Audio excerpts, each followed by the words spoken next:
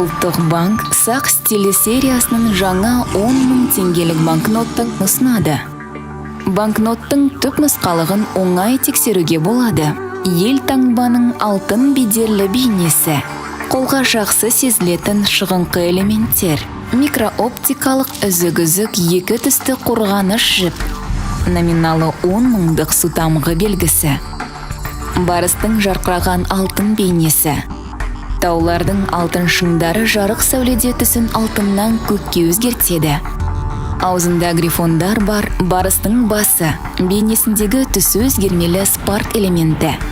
Бейнелер ультра күлгін сәуледе жарқырайды.